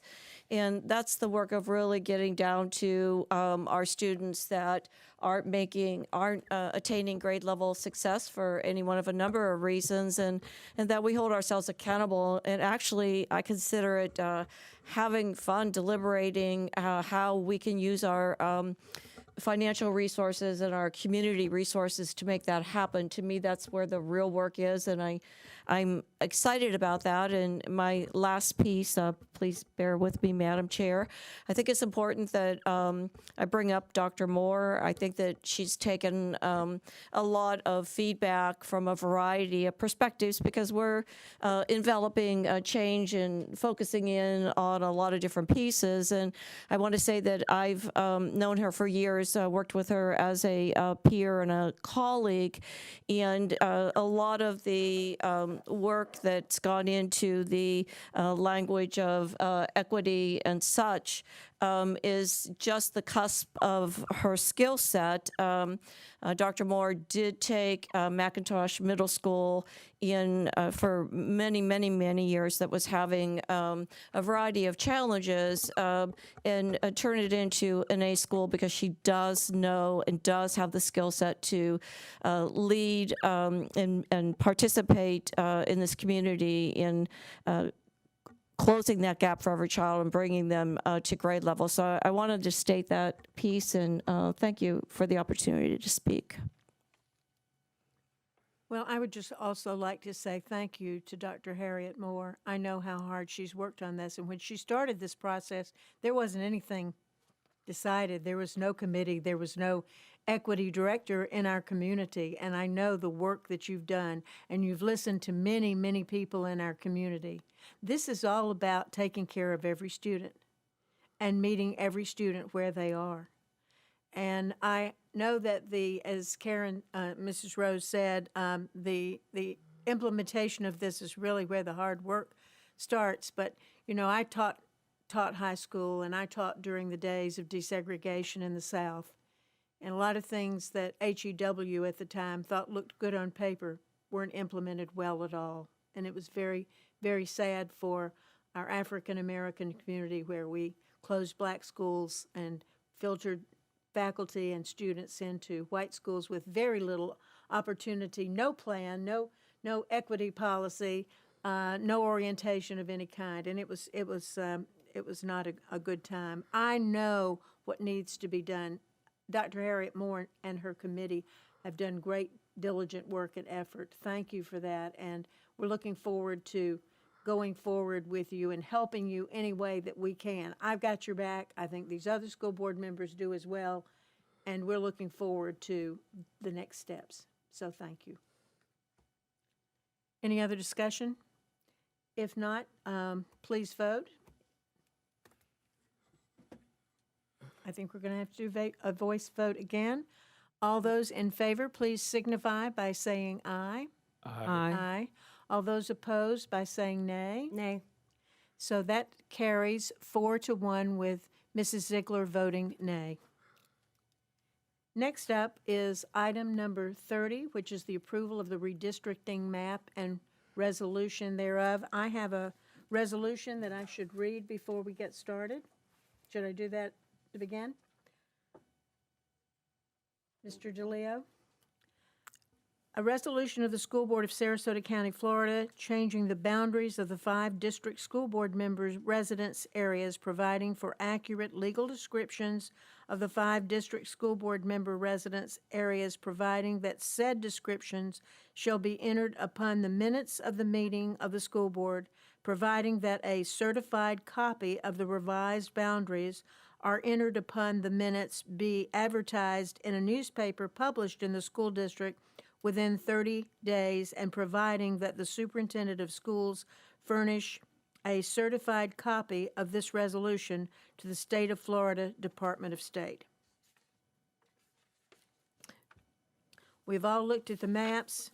I think the maps are fairly evenly distributed. I think my District 5 is short a little bit, but that's where we know, due to the expansion of Welland Park and some other areas, that area will be expanding in population.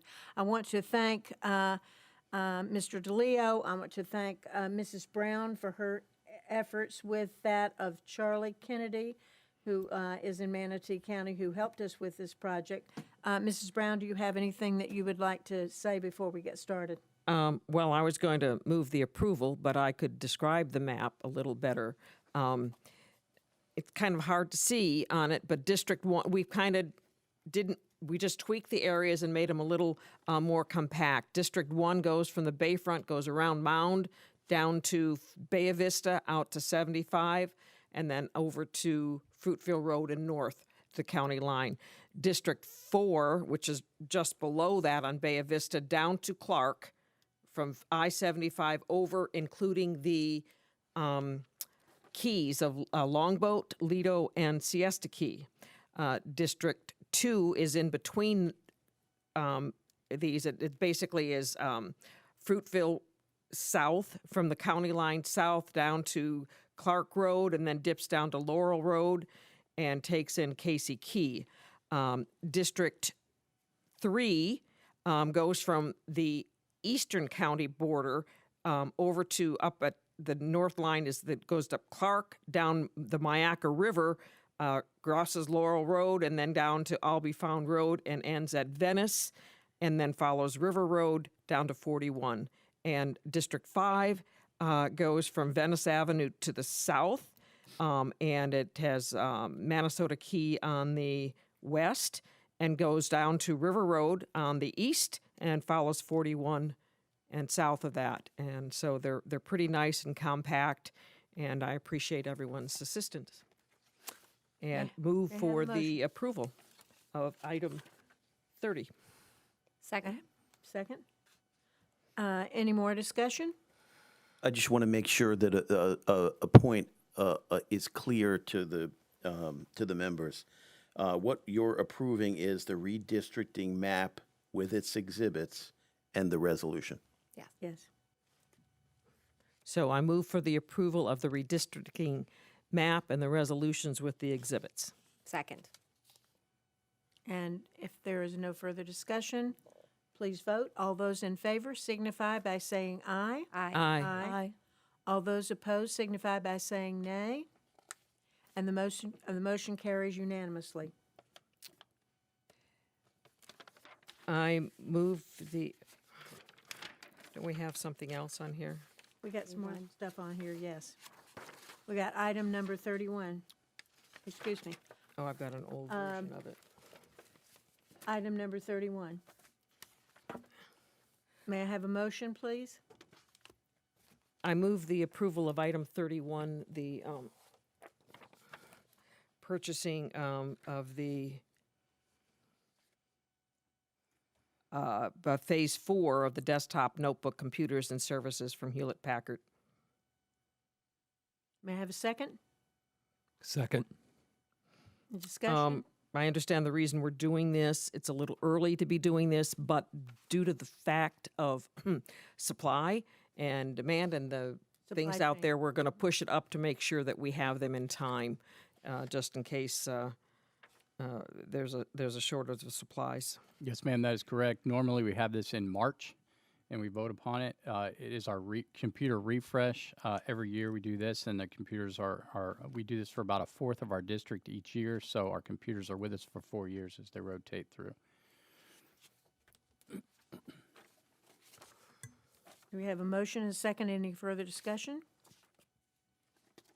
All those approving, please signify by saying yay. Yay. Or yes. Yay. Yes. All those that are opposed signify by saying nay. Motion carries unanimously. And now we're on to item number, I think my numbering is off, but next we're the public speaking regarding the math adoption. We'll open the floor up for anyone to speak that would like to on the adoption. And we have Catherine Carcosa coming forward to discuss this with us. Some of this item will be brought forward in our workshop on the 13th of January. We moved it because we had so many things this morning. Thank you, Catherine. And so maybe you have some points to discuss. No, you need the mic. You have to get it closer to you. No, I think they have the volume. I think they need to push the volume up in the back room. Testing. That's better. Better? All right. Yes, ma'am. I am here pinch hitting for Sue this evening, so I have my notes on the computer, but I'm here to give you an update on where we are with our math textbook adoption process. We started this work back in October, where our curriculum teams began vetting the resources that were on the state's short bid list.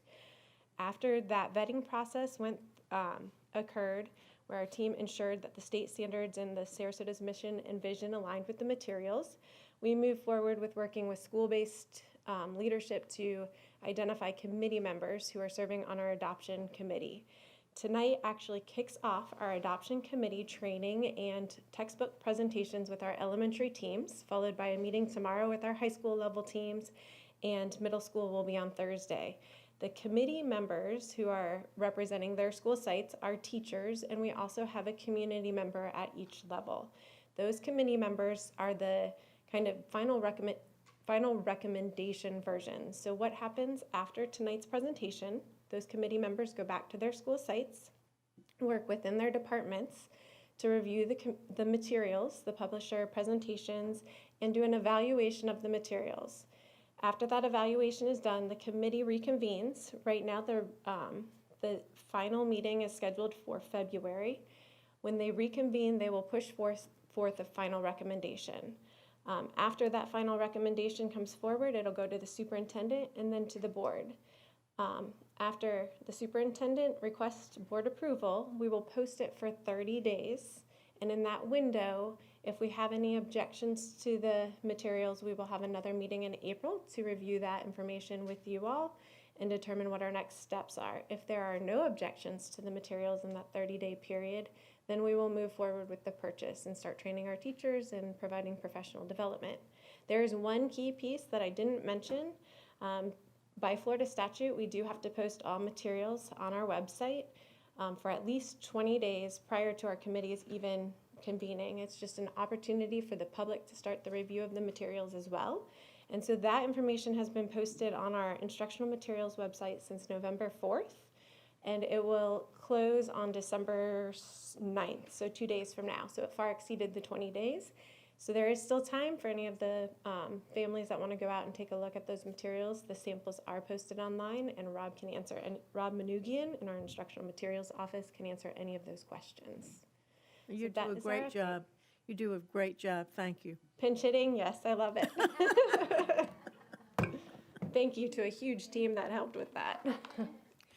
Well, this is a big job, and I'm afraid math is not my strong suit at this point in time, so I'll just have to give it to you and let you all handle it, because I probably am not going to be very helpful in this regard. Anyone have any questions before we close? I don't see anyone that wants to speak. Anyone in the audience want to speak on the math adoption? You'll have some other time to speak on it in the January meetings. Dr. Asplin, do you have anything to add? Just at the next workshop, we will talk about the math adoption process in a little more detail. Right. We were scheduled to do that today. We had so many things on the agenda that we moved it to the next. And you all know that next month we'll be changing things quite differently for board meetings and workshops. So we don't really have to vote on that, do we? So I guess we're done with new business and with nothing left now but announcements. So Shirley Brown, of course, would be the first, and we'll start on Shirley's end and just move across. So Shirley? I just wanted to say I enjoyed hearing from the students today. At FSBA conference last week, they had students from the student councils around the state speak to us. And I think that's a good time. I mean, I really think that members of our student council or any student should come to us and, not just, glad hand us and tell us how wonderful, the school district is. I think it's always great when students can thank their teachers or their schools for doing something. But, if their student council has an issue that they'd like the board to look at, to address, or talk about in the future, I mean, I encourage our students to come here. We haven't had that before, but maybe it's because we really haven't invited them to come and speak to us. The STAR program did, and we haven't heard from them in a while. I don't know if that's still viable. I don't think there is a STAR program anymore. Yeah, I mean, I like hearing from our students, and if they can come to our board meeting, I just want to let them know that they're invited. Well, why don't you work on that for us? How about that? You just got yourself a new job. Okay, I'll reach out to our high school student councils. And if I may just jump in right here.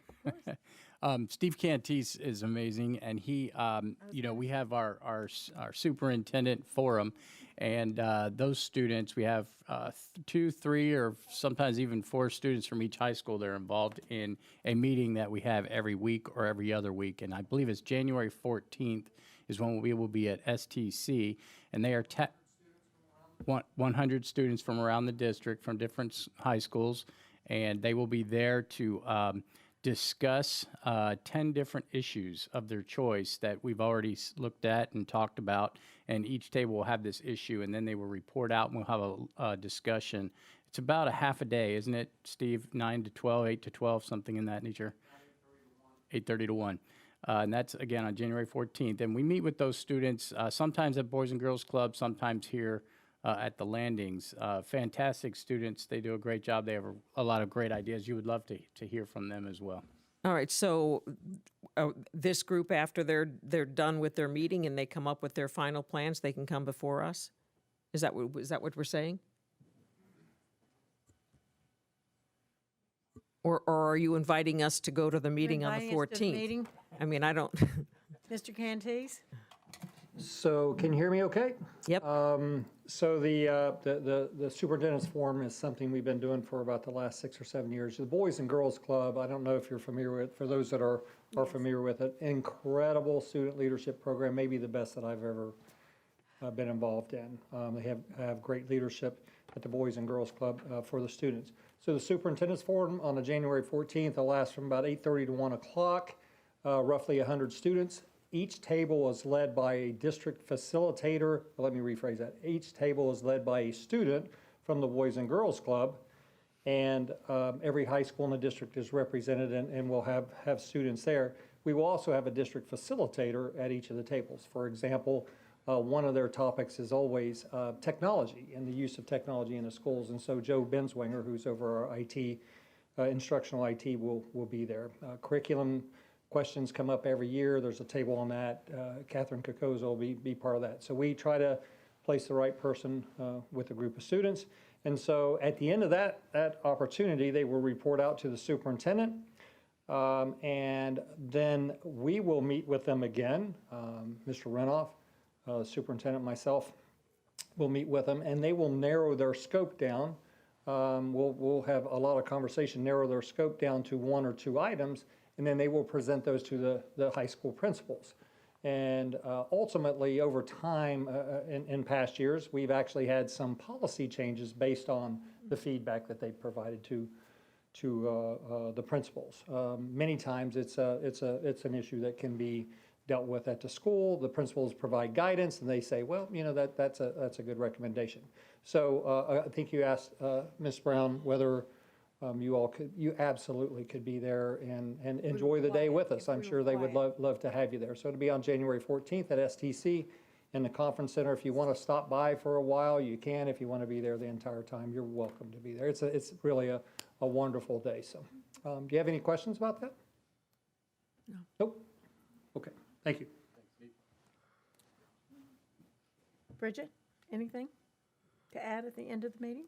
Happy holidays, everyone. That's all I got. Mr. DeLeo, anything else to add? Mrs. Rose?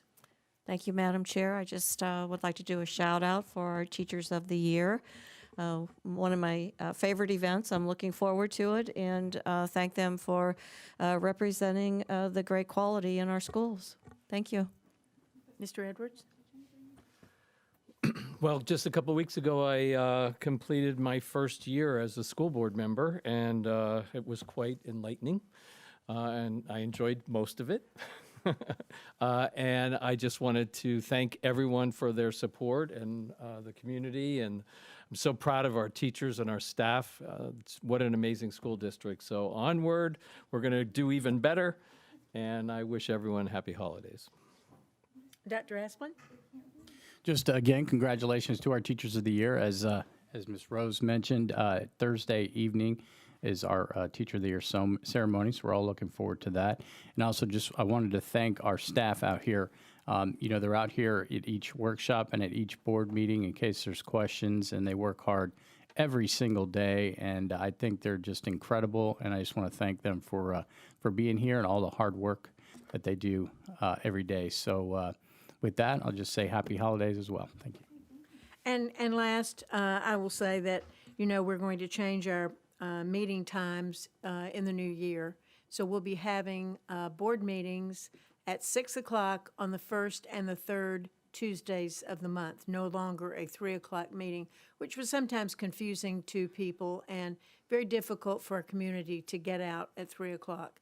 So we're moving our board meetings to 6 o'clock on the first and third, and then we're going to have our work session, our first work session, because of the holiday. We're going to have that on Thursday, January the 13th.